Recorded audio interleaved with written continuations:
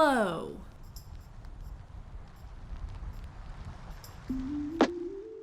All right, let's say you are a brand new designer and you have all your portfolio things ready, you have your resume ready, you've completed the boot camp, you've completed your course, and you just want to start applying to those jobs, put yourself out there. Or let's say you're someone who's never heard of UX and you're just trying to figure out okay, if I do this UX thing, what kind of opportunities can come from me pursuing it?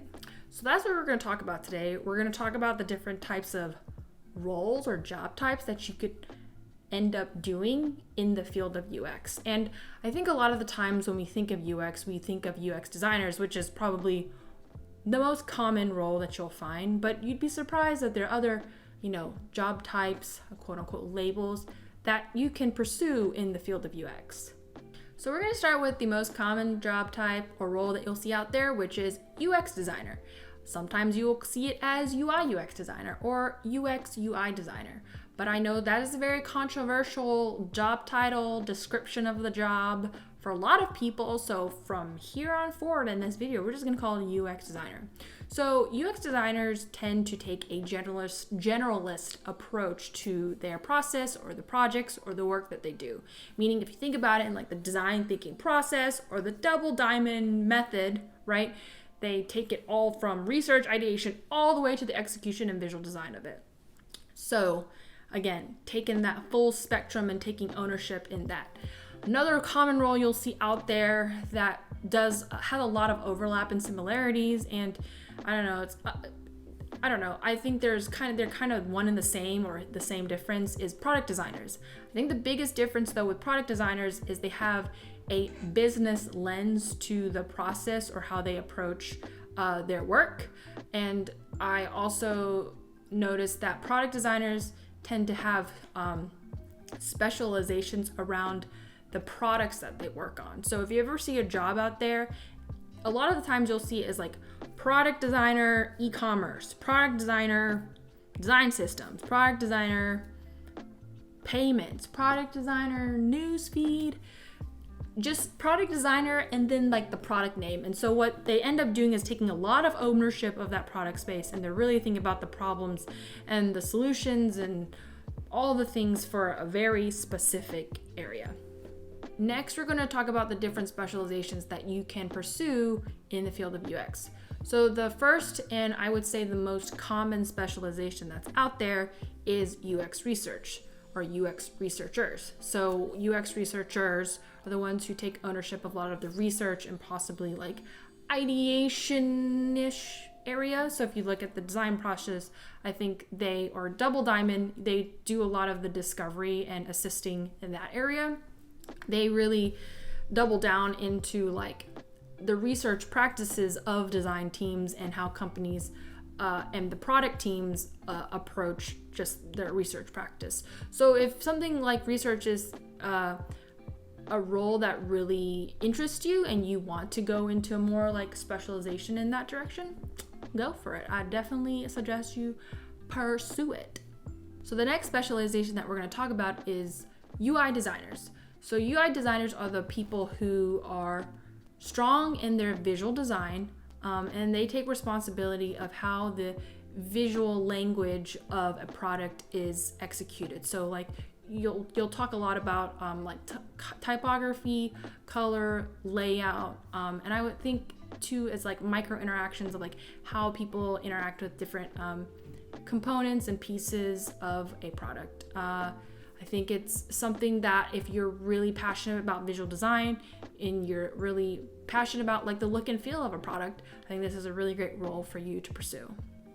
So the next specialization that we're going to talk about are UX writers or UX content strategists. Essentially what they do is they are similar to UX designers, but instead of being responsible for a lot of the wireframing, the prototyping, and the architecture of the layout of a design, UX content strategists and writers are responsible for how the content plays into these different interfaces and experiences, how the product communicates with the customers and how customers interpret what is being said to them when they use these experiences. So if you're someone who really likes to write or has a background in writing or really likes to figure out how to use words to communicate particular messages or situations, UX writing would be a great opportunity or a great role for you to pursue.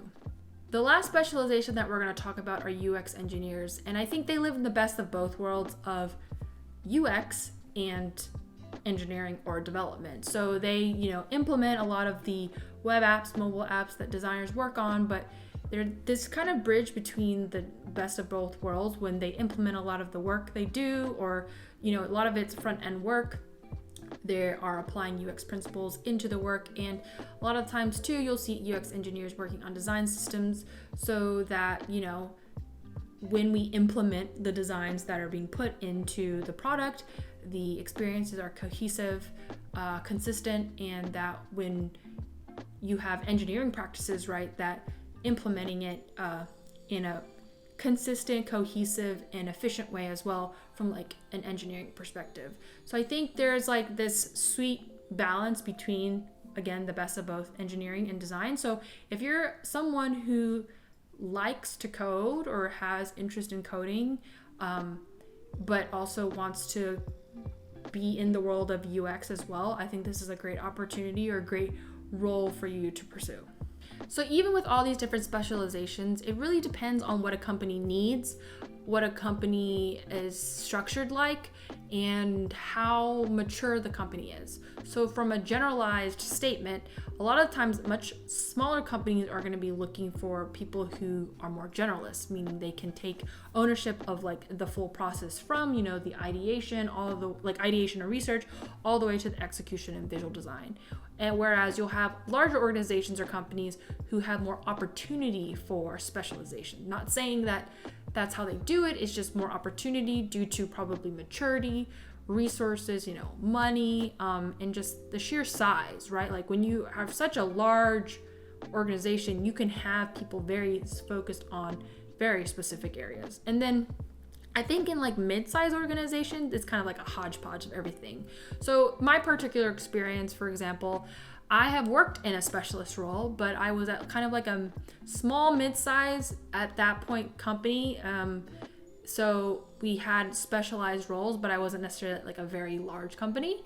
And then right now I'm working at like a small mid-size, like 200, 300 person company, and I'm in a generalist role. So it really just depends on what, again, the company is looking for, what the company needs. And again, like in a lot of answers for designs, it depends.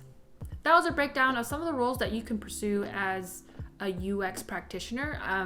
This field is constantly growing and evolving, and there could be new roles that evolve as we move forward in technology and just how, we practice this craft.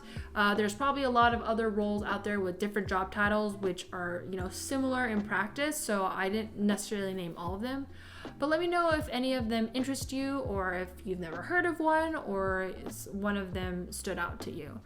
If you like this video, I appreciate subscribing, liking the video. That'd be great. I appreciate you taking the time to watch this, and I will see you in the next one.